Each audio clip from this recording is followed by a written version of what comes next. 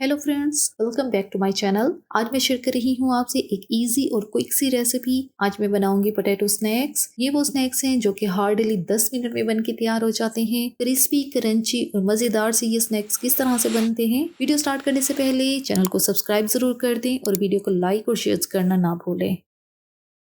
सबसे पहले जो है हमने 2 अदद अंडे लिए हैं। अंडे जो है मैंने पहले ही इनको उबाल लिया था और इनका छिलका उतार लिया है। अब ये जो उबले हुए अंडे हैं इनको ग्रेटर की मदद से ग्रेट कर लेना है। बारीक बारीक सा इनको ग्रेट करना है। अंडे जो हैं यहाँ पर ग्रेट हो गए हैं। अब इनको रखना है साइड पर। अब नेक्स्ट जो है 2 ब्रेड के स्लाइसेस लिए हैं। इनके ऊपर पानी डालना है हल्का हल्का सा। जैसे ही ये ब्रेड के स्लाइसेस जो हैं ये वेट हो जाएंगे पानी से, इनको निचोड़ना है और जितना भी इनका पानी है वो निकाल देना है ताकि जो ब्रेड के स्लाइसेस हैं ये सॉफ्ट हो जाएं।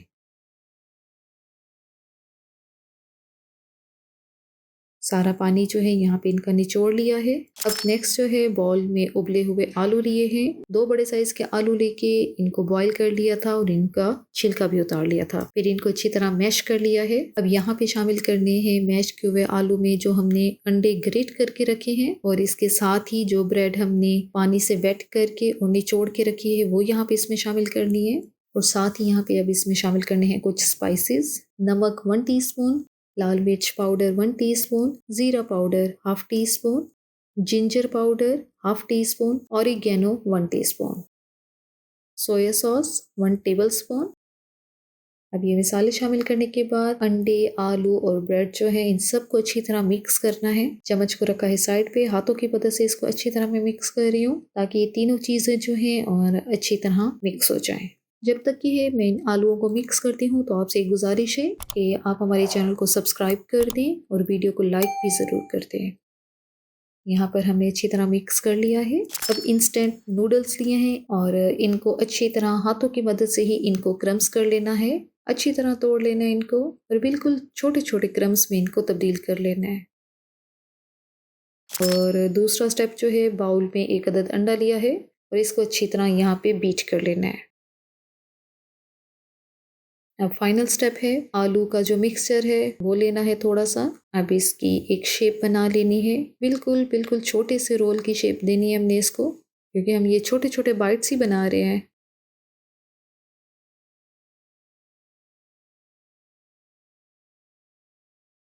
इस तरह से शेप देने के बाद इसको अंडे में डिप करना है पहले। अंडा लगाने के बाद अब अगली कोटिंग जो है इसकी इंस्टेंट नूडल्स के जो क्रम्स हैं उसके साथ करनी है।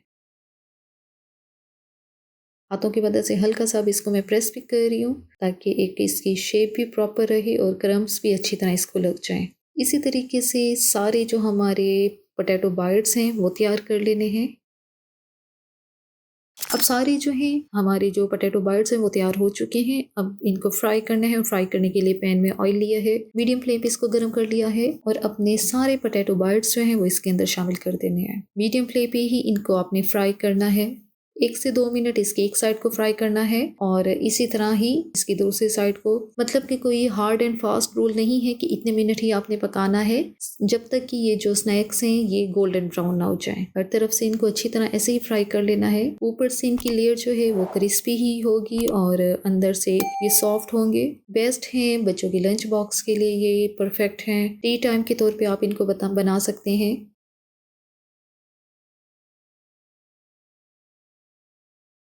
और इनको फ्राई होते हुए 5 मिनट हो चुके हैं और ये अच्छी तरह ब्राउन भी हो चुके हैं। तो बस एक एक करके अब इनको मैं ऑयल से बाहर निकाल लूँगी।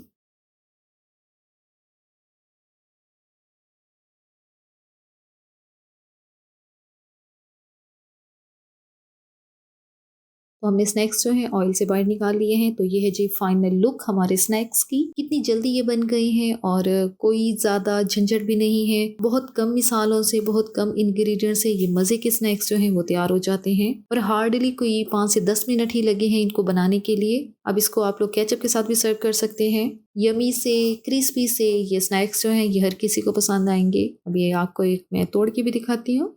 ये चेक करें, इसका क्रिस्पीपन चेक करें, ज़रूर इसको ट्राई करें। और चीप है, लो कॉस्ट रेसिपी है ये। वीडियो अच्छी लगी हो तो लाइक और शेयर ज़रूर कर दें और चैनल को सब्सक्राइब करना ना भूलें। Thank you.